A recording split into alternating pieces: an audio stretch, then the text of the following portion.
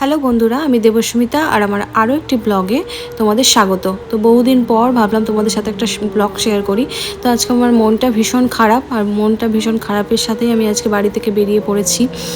আজকে রওনা দেব রাজস্থানের উদ্দেশ্যে। তোমরা যারা আমার আগের ব্লগ দেখেছো তারা নিশ্চয়ই জানো যে আমি বিয়ের কিছুদিন পর থেকে গুজরাটে থাকতাম। তো সেখান থেকে আমি বাড়ি আসি, মালদা আসি। এবার মালদাতে বিগত 2 মাস কাটানোর পর আবার আমাকে যেতে হচ্ছে রাজস্থানে। তো তাই সেই কারণে আজকে মনটা ভীষণ খারাপ।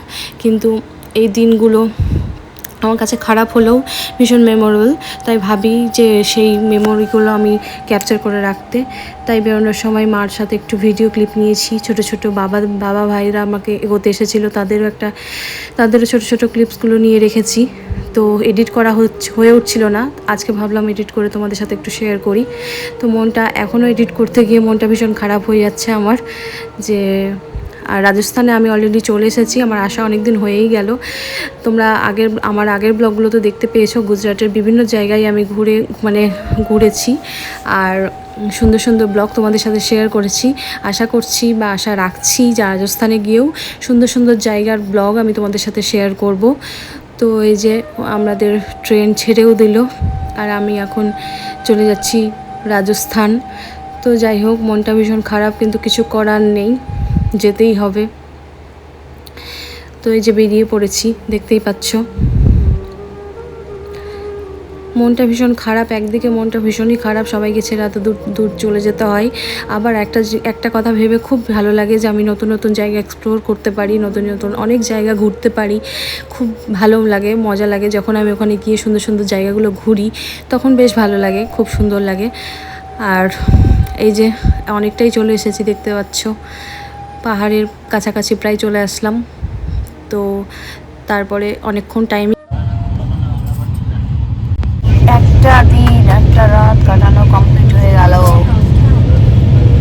কখন যে নামবো, ঘুম থেকে উঠে পড়েছি, চাও খাওয়া হয়ে গেল।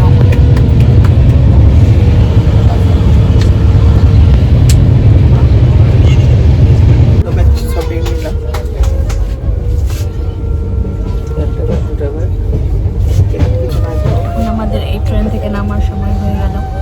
দিল্লি প্রায় পৌঁছে গেলাম, আর কিছুক্ষণের মধ্যে আমরা নেমে যাব।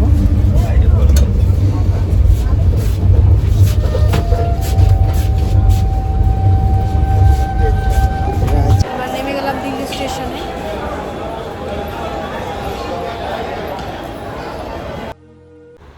চলো আমি আজকে আমার জীবনের কিছু গল্প তোমাদের সাথে শেয়ার করি।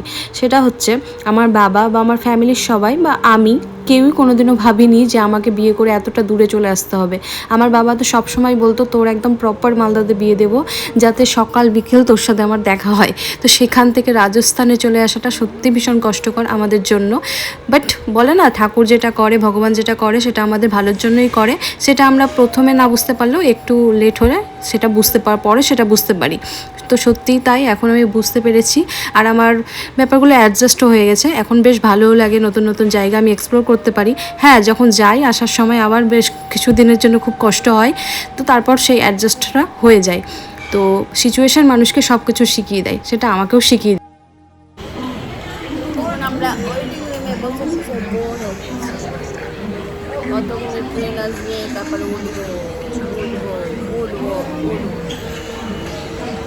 ট্রেনে উঠে চলে যাবো সোজা রাজস্থান।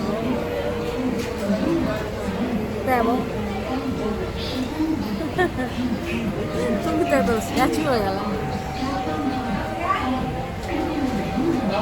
Statue statue.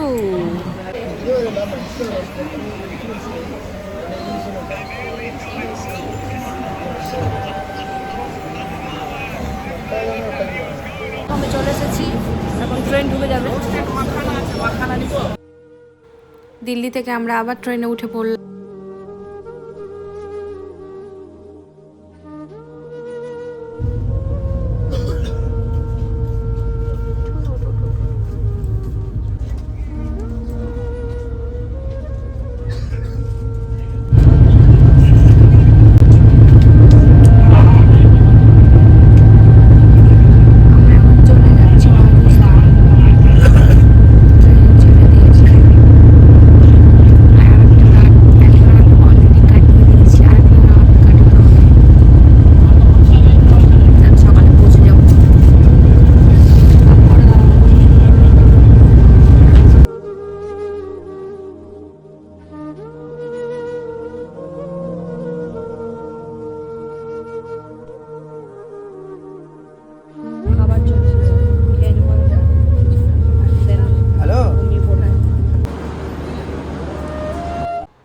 এখন ফাইনালি আমরা পৌঁছে গেছি আমাদের গন্তব্যস্থলে।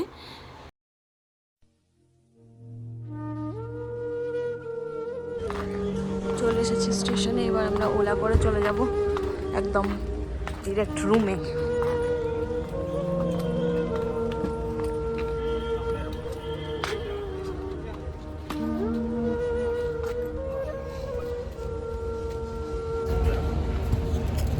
মুখের পুরো বিভৎস অবস্থা 3 দিন ধরে জার্নি করে।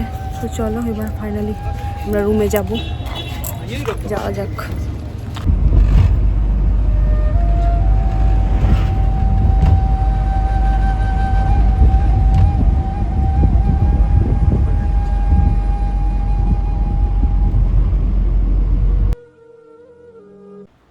আমরা প্রায় চলে এসেছি, আর কিছুক্ষণের মধ্যেই রুমে ঢুকে যাব। তো চলো আজকের মতো ব্লগটা এখানেই এন্ড করছি। দেখা হচ্ছে নেক্সট অন্য কোনো ব্লগে। ভালো থেকো, সুস্থ থেকো সকল।